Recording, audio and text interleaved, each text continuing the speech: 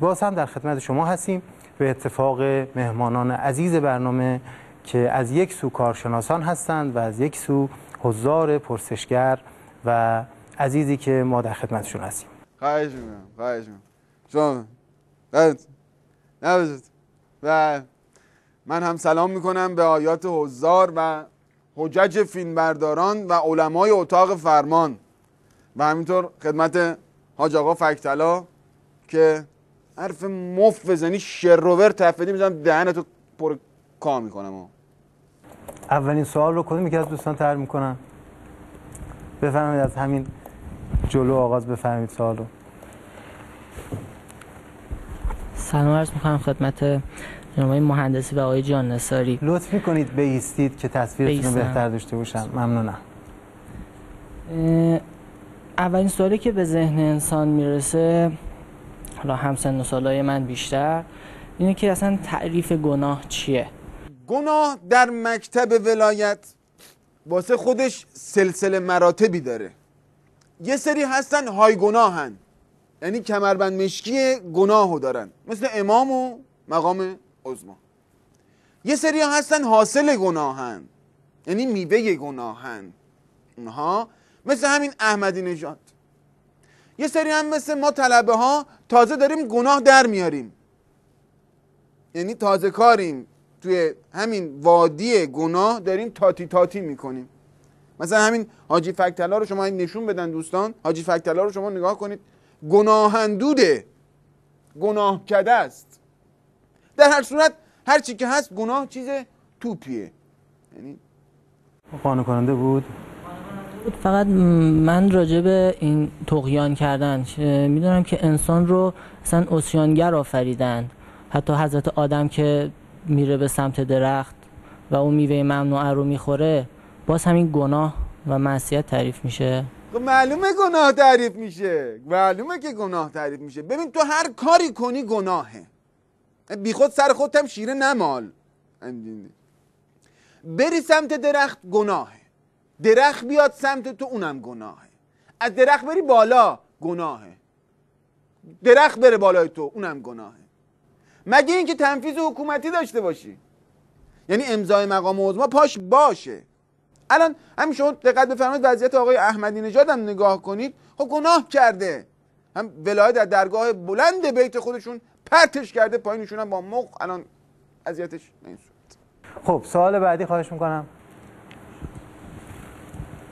بسم الله الرحمن الرحیم. قبل از هر چیز سلام میکنم به حضار محترم و اساتید محترم. عرض خدمت شما که سوالی از محضر جناب عالی داشتم، چرا باید گناه نکنم؟ این که میگن گناه اثر وضعی داره یعنی چه؟ آخه اینم شد سوال مسخره. آخه این جنگولک بازیه چی تو در میاری آخه مرد حسابی؟ اونم تو این شرایط. کی گفته تو گناه نکنی؟ خب پارسال این حرفو میزدی میگفتم دهنت بو شیر میده بچه‌ای نمیفهمی قدت کوچیکه.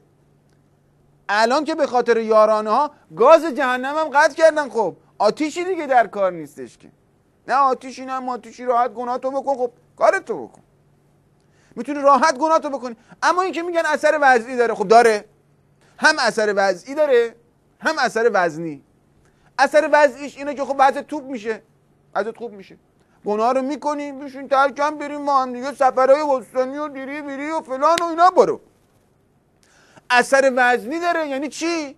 یعنی گردن چین چین پلیسه میندازه پشتش، بیا ببین شیک، مطمئن با گارانتی، شیکم مدوره بیا بالا، برو بالا برو بالا، اینجوریه اینا اونا، صفا سیتی سرندیپیتی.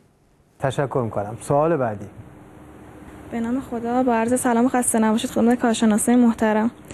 من توی یه روایتی خوندم که گناهی که ما رو نزد خدا شرمنده کنه بهتر از انجام کار خیریه که ما رو مغرور کنه. خب با توجه به این روایت صرف و انجام گناه نیست؟ دو تا 4 تا دیگه ماکسیموم 5 تا طبعا صرف و انجام گناهه. خب هر کی ندیده بره خونه سردار محصولی رو ببینه میصرفه نمیصرفه. بعد شما همچین میفرمایید شرمنده که یکی ندونه فکر میکنه اونایی که گناه میکنن پیشونشون زیگیل در میاره. شما بنده رو توجه کنید اصلا زیگیلی هست غیر از این یه تیکه که اینجا در اومده.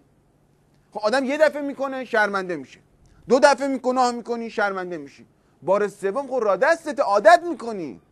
الان من خودم دیدم خود جناب آقای گناه جلو مقام عظما خیس شرمه. به قول یارو گفتنی گناه کرد در بلخ آهنگری، بهش هی دادن وام کارگری. این دیگه حرف قدماست. کدوم یکی از عزیزان سوال داشتن؟ خب شما بفرمایید، خواهش میکنم. سلام علیکم. سوالی داشتم از محضر جناب عالی که البته این سوال اگه حمله بر ناشکری نباشه، عرض خدمت شما که حقیقت من راضی نیستم که از اینکه به دنیا اومدم. دلیلش این است که اگه به دنیا نمی اومدم، زیرا که شاید گناه نمی کردم و مستحق عذاب نمی شدم. حقیقت الان که گفتی دیدم منم همچین راضی نیستم از اینکه تو به دنیا اومدی. بعید میدونم حضار محترمم راضی باشن. حالا تو که وضعیتت مشخصه، ولی واقعا پدر مادرت مستحق عذاب علیمن که همچین. بعد یکی از بسیجیان مثل تو بود، همین موضوع رو با من در میون گذاشت. حالا آقای مجری خودشون در جریان هستن، اومد گفت تو صحبتشو کرد اینا. گفتم خب بابا تو که وضعیت اینا، برو خودتو بکش، برو خودتو بکش. بعد خبر اومد خودشو دار زده، ولی علت مرگش خیلی مشکوک بود. گفتن ضربه مغزی شده. ما تعجب، نگاه چرا ضربه مغزی شده؟ طرف خودشو دار زده. دیدم احمق خودش رفته با کش دار زده. دار زده بالا پایین، تق توق میخورد، بالا سقف بخورد، بالا بخورد، زمین بخورد فلان. در خود ضربه مغزی میشه دیگه. خب سوال بعدی. من میخواستم بدونم اینی که حوادث طبیعی رو به گناه نسبت میدن، مثل زلزله، طوفان یا سیل، که میگن این گناه اهل اون دیاره، چقدر درسته؟ چقدر؟ تقریبا اینقدر درسته. البته این یه بحث پیچیده فیزیوفقهی رو میطلبه. بستگی داره گناه کجا انجام بدی شما. اگه گناه تو منطقه کوهستانی بکنی سیل میاد. اگه نه سمت ژاپن و اون طرفا گناه کنی زلزله میاد. حالا من خودم نمیدونم تو بیت ولایت کی داره قایمکی پشت دیوار جای یه جایی داره گناه منا میکنه که همچین تعبوی سیل و زلزله داره با هم میاد. سوال بعدی.